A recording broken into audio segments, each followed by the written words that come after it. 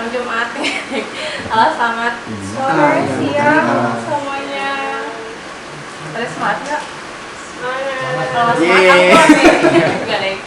Oke, jadi hari ini aku dikasih beban ya untuk sharing kita untuk bahas tentang AI. Sebenarnya aku bingung sih apa yang mau dibahas tentang AI. Cuman kayaknya kepikiran tiba-tiba dulunya nih walk together with Gen AI atau jalan bareng-bareng sama Gen AI. Dalam artian kayak kerjanya ya, soal kerja. Kalau ada yang belum kenal, kenalkan, nama aku Nur Fitriani alias Pipit. Dulunya bisnis analis. Aku bangga dengan title itu dulu ya. Tapi sekarang jadi product manager. Nah, terus kenalan dulu gitu ya sama aku aku join sebenarnya di RL itu di 2019. Itu full bisnis analis atau sistem analis, entah itu apa lah. Cuman di 2023 itu aku mulai build payroll management yang dipakai sama Tebian untuk menghandle perhitungan gaji anak-anak Radialex dulu. Dan itu kepake sama KL terus Tebian sampai sekarang gitu. Karena ada kelebihannya, gajiannya bisa berkali-kali gitu. Sedangkan yang lain tuh nggak bisa gitu.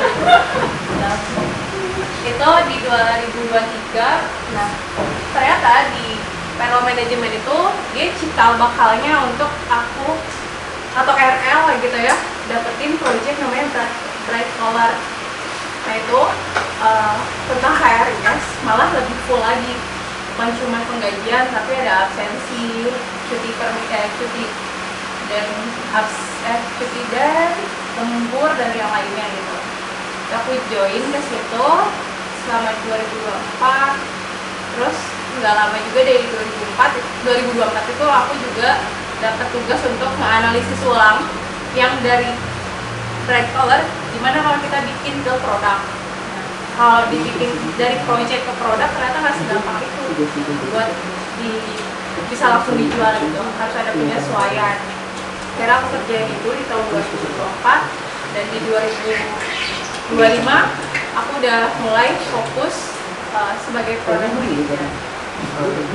Kemudian aku juga pernah bekerja sama kayak hampir dengan semua orang RL sebelumnya.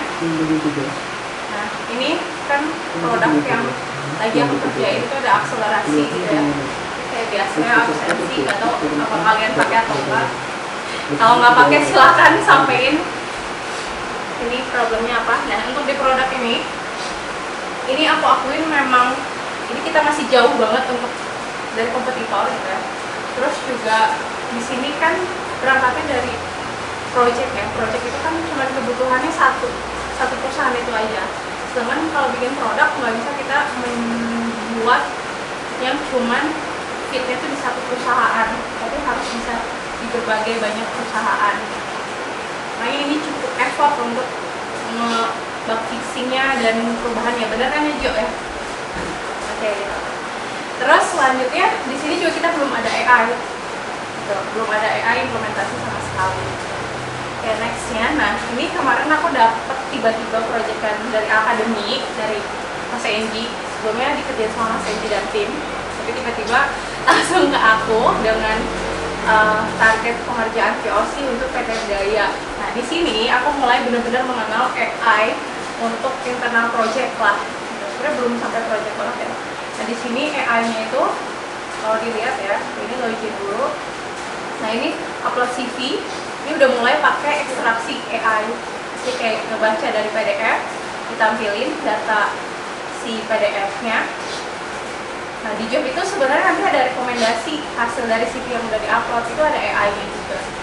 Nah terus nanti ada employer-nya join. Pengen mengenali gue soal AI yang kau kerjakan. Nah ini juga nanti ada tesnya dulu.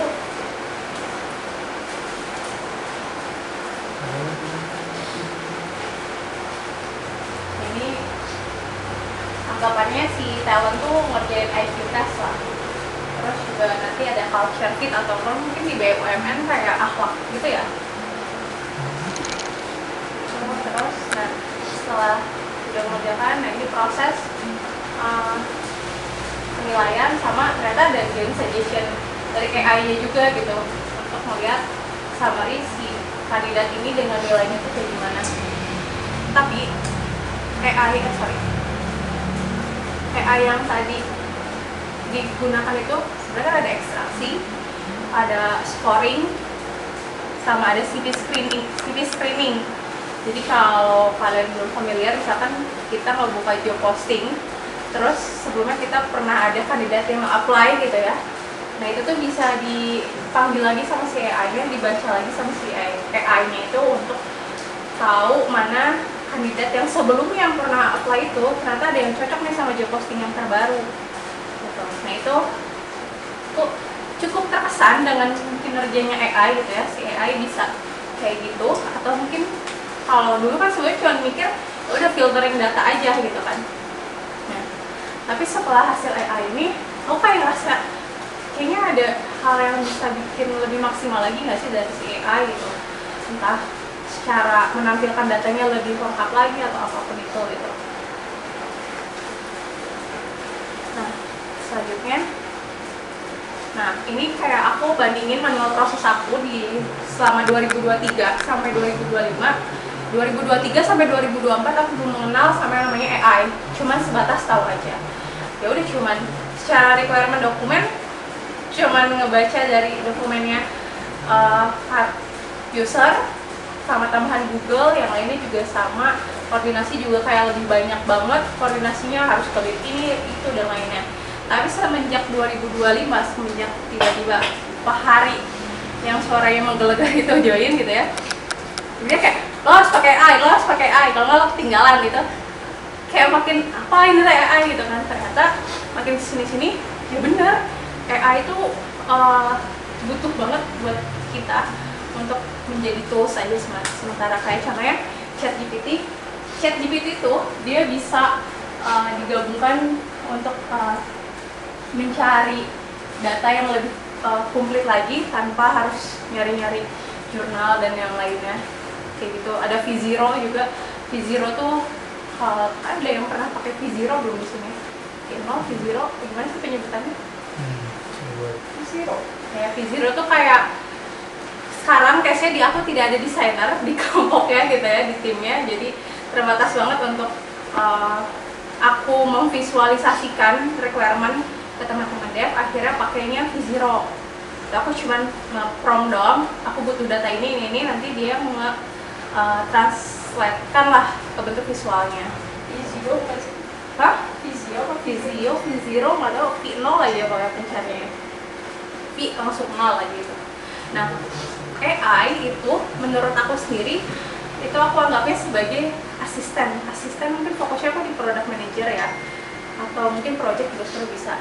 Nah, untuk AI assistant itu intinya dia nggak bisa menggantikan ketua tim kalian. AI nggak mungkin, nggak ada orangnya kan gitu. Tapi AI itu bisa membantu aku terkait user segmentasi. Aku bisa research terkait user segmentasinya, terus juga research terkait benchmarkingnya dan yang lainnya, kompetitor tuh kayak gimana, itu semuanya bisa lewat ChatGPT. Terus juga terkait tadi prototyping sama MVP development itu bisa divalidasi semuanya by AI. Bisa secepat itu aku memvalidasi semua ide aku di situ. Terus juga dalam hal product development life cycle juga si AI bisa membantu kita. Mungkin salah satunya kayak ada dev aku itu bisa, yang sebelumnya harus nanya-nanya ke lead-nya atau ke Google, bisa lebih cepat langsung cari AI. Salah satunya itu. Tapi kalau PM mungkin writing juga, copywriting itu bisa di AI. Nah, sekarang aku pengen nanya nih ke teman-teman, menurut kalian ya, apakah AI bisa meningkatkan skill kalian gak sih secara signifikan? Ada yang mau jawab dulu nggak? Bebas dari siapapun.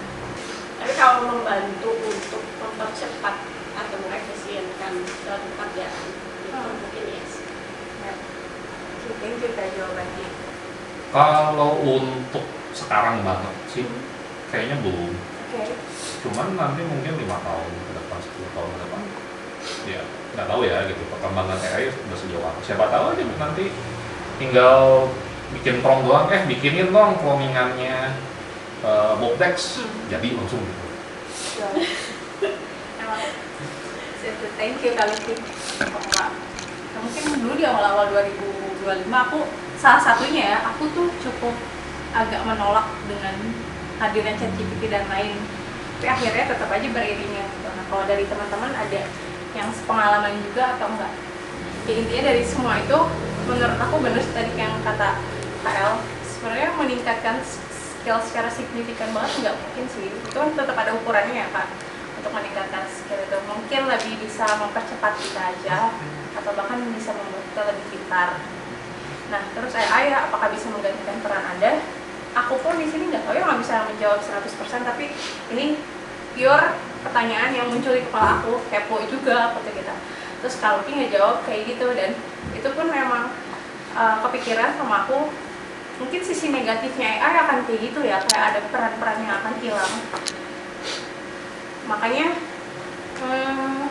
wajib banget nggak sih kita beriringan, atau mungkin seenggaknya kita orang di balik layarnya yang membuat AI itu, supaya mungkin peran kita tidak benar-benar hilang ya. Nah, setelah aku belajar dari ATS yang tadi, yang sebenarnya dikerjakan Mas Endi gitu ya, ternyata itu munculin hal yang menarik dari diri aku. Aku tuh merasa kolaborasi dengan AI engineer tuh jadi ada interestnya tuh, karena pengen membuat AI yang bisa memboost kualitas produk, apalagi produk ya gitu. Kayak pengenlah ada yang lebihnya, nilainya lebih daripada produk yang lain. Biasa kompetitif kalau anak produk tuh gitu ya. Terus juga kayak pengen research kayak yang lainnya gitu. Nah, ini dari aku sendiri. Terus juga aku udah punya plan, aku pengen sharing doang ya, plan yang akan aku buat berdasarkan researchnya aku sama mungkin di balik tim ATS gitu ya. Kita mau bikin AI terkait ada filtering talent, rediscovery, AI scorecard attribute suggestion, dan yang lainnya. Intinya bakal banyak AI yang mungkin yang akan kita buat gitu, kayak eksperimen. Tapi udah pasti bukan Iwan yang bikin, karena nggak dikasih. Nah, ini contohnya kayak benchmarking yang aku bikin. Aku nyari kompetitor, dia bagusnya gimana, kurangnya gimana. Nah, dengan itu terus nanti aku analisis lagi ke produknya aku, biar seenggaknya kita bisa selevel atau mungkin ada yang bisa dilebihkan dari produk yang sebelumnya. Tapi aku mengerjakan ini pun sama dengan adanya bantuan AI. Terus selanjutnya, nah ini yang tadi aku bilang V0, V0 atau penyebutannya apa. Nah, karena aku sekarang terbatas banget untuk dapetin desainer atau UI UX, jadi mau nggak mau aku memanfaatkan ini meskipun banyak kayak ada limitnya ya. Nah, fungsinya biar kalau dulu teman-teman mungkin yang udah kerja duluan di RL tahu ada coretan analisis gitu. Nah, itu tuh fungsinya sebenarnya hampir mirip kayak gitu, cuman sekarang tuh langsung dibuatkan tampilannya. Terus juga selanjutnya mungkin di akhirnya aku merasa ya, AI itu bukan musuh yang membuat kita dipecat, tapi justru AI adalah tools yang bisa membuat kita menjadi lebih cepat, benar, lebih pintar, iya, launch better, itu nggak tahu, tergantung, lebih impactful, asal perlu dibarengi dengan setiap manpower dari tim Anda.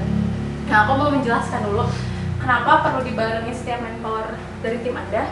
Karena gini, kan kita kerja kelompok ya, ibarat satu tim, satu squad gitu.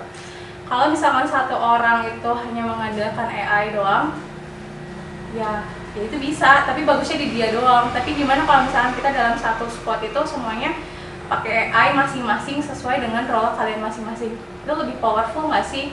Nah, yang aku harapkan tuh seperti itu sebenarnya untuk dalam sebuah squad atau tim. Makanya mungkin kita bisa mencapai tujuan lebih bersama lagi. Ya, contohnya kayak di bawah ini, aku ingat kata-kata Kak Rudy, inovasi itu tanpa pengguna belum bisa dikatakan sebuah karya produk. Maka emang harapannya gitu ya, jaga komitmen dengan tugas dan tanggung jawab peran kita dalam sebuah tim untuk mencapai tujuan bersama. Itu aja sih intinya. Begitu. Jadi AI sangat membantu dan emang bikin lebih cepat. Thank you. Pulang.